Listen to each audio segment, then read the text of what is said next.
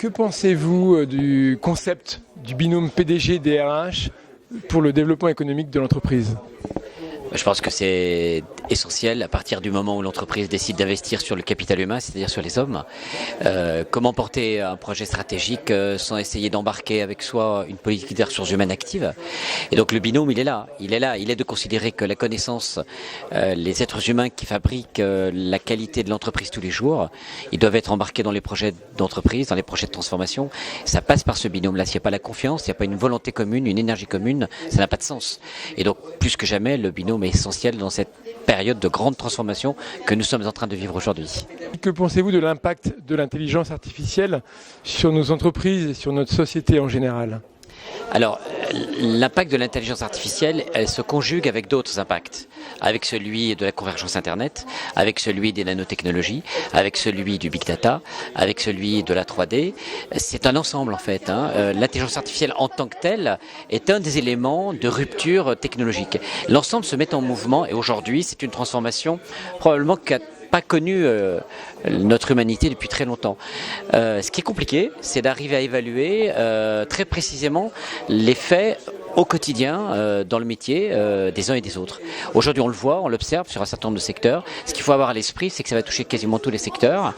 Et donc, pour nous, l'impact, la vraie question, c'est pas tant quel sera l'impact, parce qu'on sait qu'il y en aura un, mais dans quel délai ? 3 mois, 3 ans, 5 ans, 10 ans, voilà. Je crois que c'est ça la question. C'est la question du délai de la transition. Qu'est-ce que vous appréciez le plus dans ce trophée binôme PDG-DRH auquel vous participez aujourd'hui ?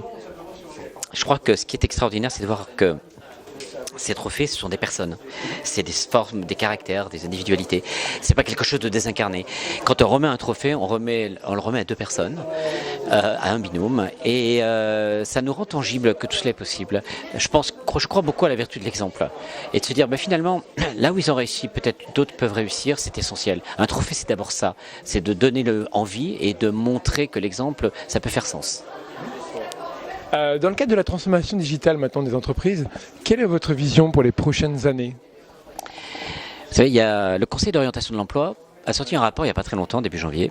Il a dit en gros que à peu près 10% des emplois seraient détruits, on ne sait pas trop ceux qui seraient créés, mais surtout que 40% des emplois seraient transformés. Je pense que l'enjeu de la transformation digitale, c'est aussi d'accompagner les métiers et les personnes dans cette transformation-là. 40%, c'est considérable.